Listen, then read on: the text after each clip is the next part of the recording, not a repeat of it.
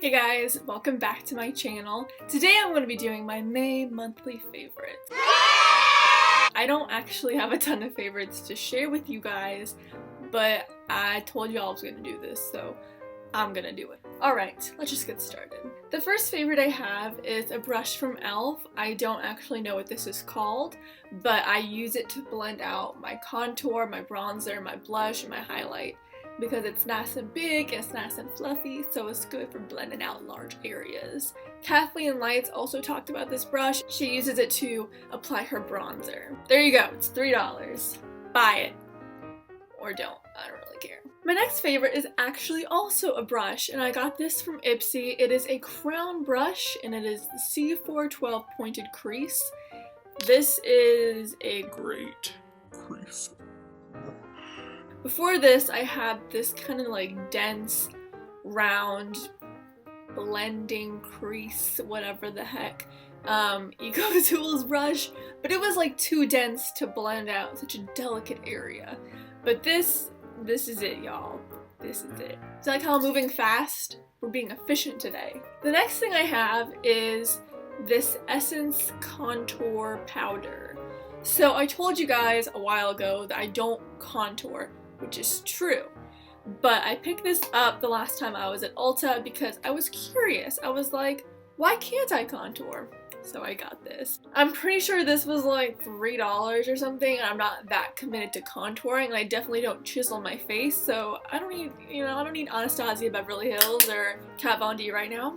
I used this in my Ipsy unboxing thing, and I used it today. I wasn't really committed today, but it works fine with me. I literally only use it for like my cheekbones. I don't really contour anywhere else. I just wanted something that was more of like an not an ashy color, but not like a warm bronzy color, because I already have that with my Hoola bronzer, which I use Hoola to blend this out, but this was more what I was looking for. So if you want to dip your toes into the contouring pool, this might be a product you should look at. Essence is a good brand. It's really, really inexpensive. I love their liquid eyeliner. Whatever. Check it out. Or don't. Again, do your thing. Then I have these little chapsticks from Blistex. Alright, let's see if I can hold these all up. So these were a total impulse buy because they were on clearance at Walmart, and as we know, I love clearance. Yeah, this was just a 3-pack of different Blistex chapsticks. There is Soft and Lush, Ultra Rich Hydration, and Deep Renewal. Deep Renewal is actually my favorite, which is an anti-aging treatment, so there you go. But this one smells very citrusy. They're all like the same level of moisturization, but I love chapstick. I have chapstick like scattered everywhere I go, and my boyfriend has notoriously dry lips, so I usually have to encourage him to moisturize. And my final beauty item, I know this was really boring, I'm sorry, is the Suave Visible Glow Self-Tanning Body Lotion. Ow. Body lotion. Ow. From medium to tan. So I love spray tanning, I love fake tanner, I love being tan, but spray tans can be really expensive, so if you're interested in self-tanning, which is a lot better for you than tanning by the sun, if we haven't noticed already, I have tons of freckles and beauty marks, and I think it said if you have 40, it said, the internet said, if you have 40 beauty marks, your chances of getting skin cancer are like raised a lot, and I definitely have more than 40. So the sun scares me, and I don't tan by the sun anyway, I always burn. So self-tanner and fake tanning is definitely the new way to go. I am going to do a whole video on that because it is something that I've learned a lot about in my years of tanning, and I want to share my knowledge with you guys. But yeah, this is good. Now I'm going to get into my media favorites. So, I didn't read a book for fun this month. I meant to, but then I didn't. But I did read a book from my class called Between the World and Me from Ta-Nehisi Coates. So I read this for my philosophy class, and it's not like an old person book.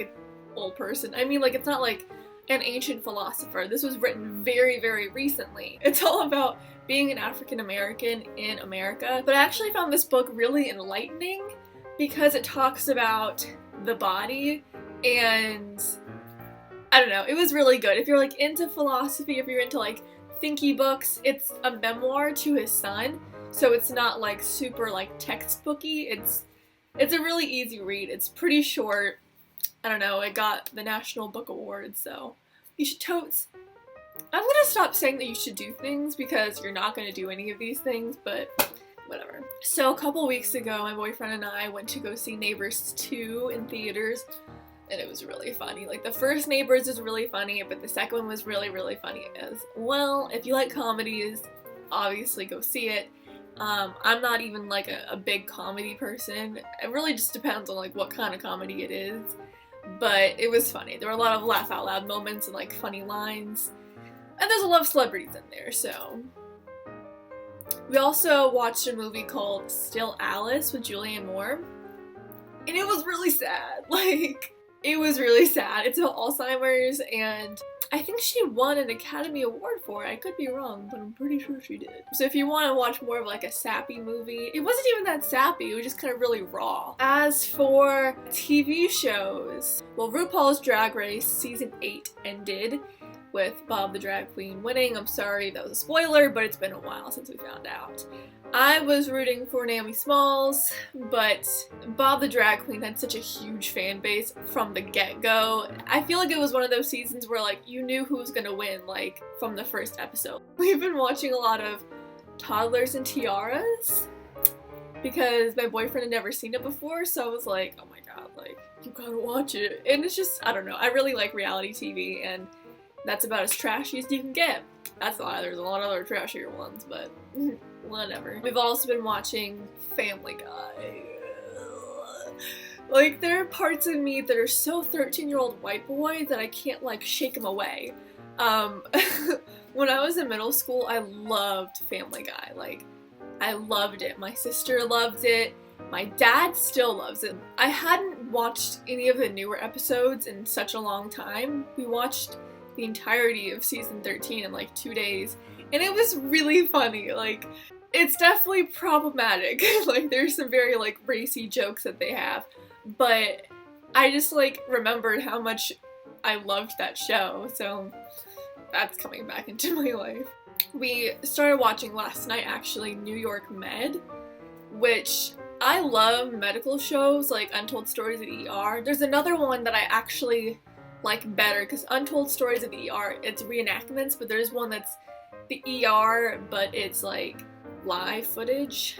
It's not live, but you know, it's like actual footage, which is what I thought New York Med was gonna be. But New York Med is like emotional. Like, it's not just showing, you know, the emergency room, it's like following people that have like traumatic stories, and like they're not always happy endings, but it's just really like, it's really emotional. I didn't know that's what I was signing up for, but it's still really good. It's just kind of like, brace yourself. Yeah, I hope you liked this video. You should subscribe to me. Pretend you didn't see that. Okay, I'll see you guys next week. Bye.